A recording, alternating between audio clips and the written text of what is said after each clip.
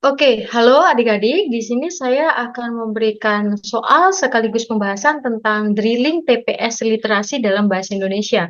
Semoga bermanfaat bagi kalian dalam menghadapi soal SNBT. Oke, di sini disediakan teks. Nah, kebetulan di sini teksnya adalah konten sastra, yaitu potongan bait puisi. Nah, di sini kita diminta untuk mencari maksud larik-larik dalam puisi tersebut. Jadi maksud dari larik puisi ini apa? Cara menentukan maksud atau makna dari larik puisi itu berarti yang jelas kita harus memahami puisi itu terlebih dahulu. Mungkin mencari kata kunci atau kata sulit untuk memahami bacaan itu juga sangat diperlukan. Pembahasannya, salah satu ciri puisi adalah dipenuhi dengan makna perlambang atau perumpamaan.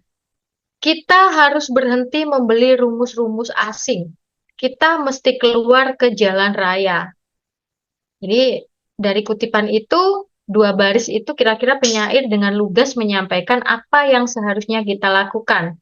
Pada baris kita mesti keluar ke jalan raya, misalnya, penyair mengumpamakan tindakan keluar ke jalan raya itu sebagai tindakan nyata yang harus dilakukan. Jadi dari dua baris itu bisa kita pahami bahwasannya jawabannya adalah yang A, yang tepat, keputusan untuk mengambil langkah. Maksudnya keputusan untuk mengambil langkah. Dibuktikan dari dua baris tadi. Kita harus berhenti membeli rumus-rumus asing. Kita mesti keluar ke jalan raya. Jadi di situ adalah maksudnya keputusan untuk mengambil langkah. Jawaban yang tepat yang A ya.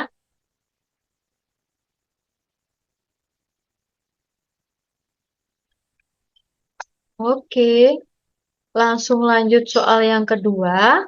Di sini disediakan data infografis. Nah, jadi informasi yang disertai gambar. Pertanyaannya, kondisi apakah yang menyebabkan semakin mendesaknya usaha pengembangan potensi sumber energi alternatif atau energi baru dan terbarukan (EBT) ini agar dapat segera digunakan secara lebih luas. Nah, mencari informasi dalam data infografis, pembahasannya seperti apa? Sesuai dengan informasi yang tertulis pada bagian kanan atas, ya, kita lihat nanti, kita cocokkan dalam infografis tersebut, yaitu dengan terus naiknya konsumsi listrik, potensi sumber energi alternatif makin mendesak untuk digunakan secara lebih luas. Pahami sekali lagi soalnya. Untuk mencari informasi dalam data infografis, kamu harus benar-benar memahami soalnya.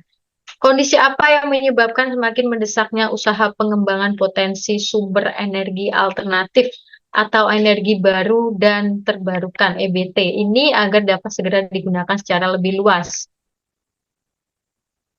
Nah, dari sini kita ketahui informasinya sudah ada clue, ada di bagian atas dalam data.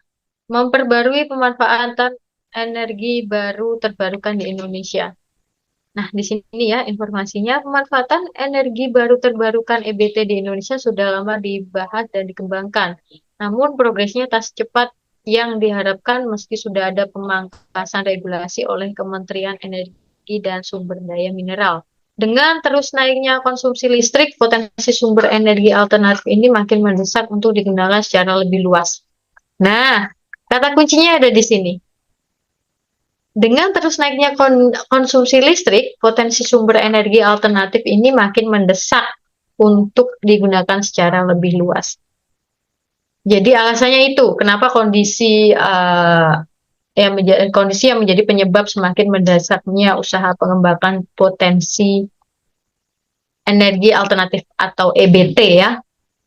Kita pahami soal, kemudian langsung kita menerapkan seperti materi yang sudah dijelaskan tadi, menerapkan dengan membaca scanning.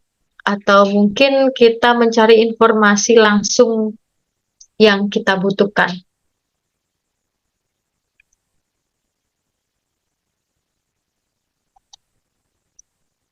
Oke,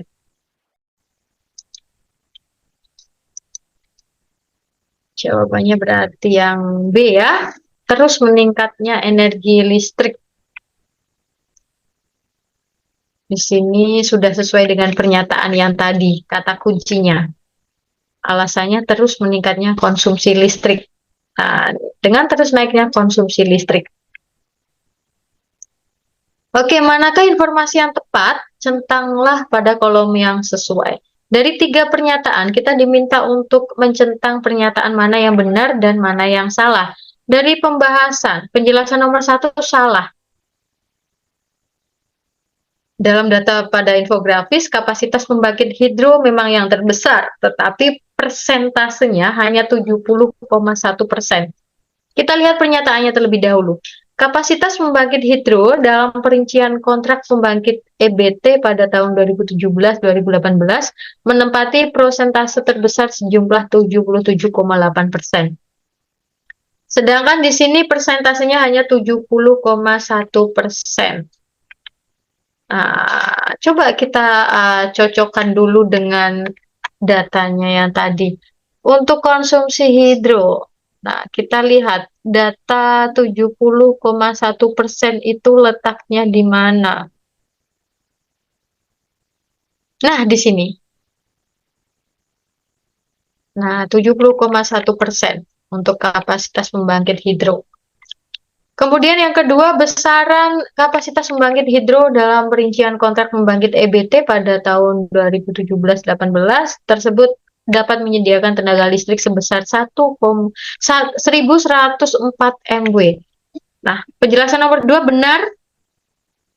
Sesuai dengan data pada infografis, tenaga listrik yang berasal dari pembangkit hidro sebesar 1.104 MW. Kita buktikan 1.104 MW.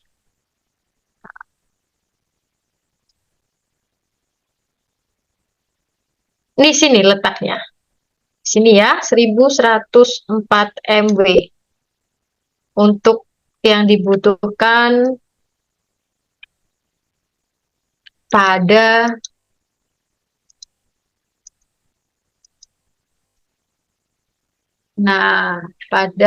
tenaga listrik yang berasal dari pembangkit hidro. Yang ketiga, jumlah pembangkit hidro dalam perincian kontrak pembangkit EBT pada tahun 2017-18 adalah sebanyak 5 pembangkit.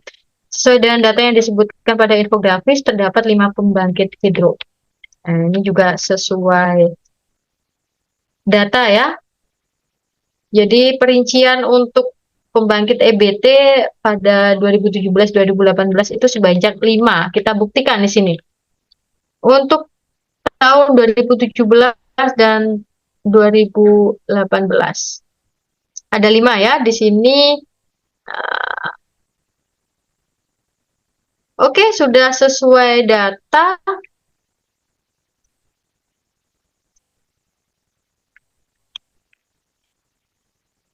Berarti itu adalah gambaran tentang cara mencari informasi dalam sebuah data yang disajikan dalam bentuk infografis. Mudah-mudahan bisa memberikan kalian pandangan tentang soal literasi bahasa Indonesia. Terima kasih dan semoga berhasil menghadapi soal SNBT.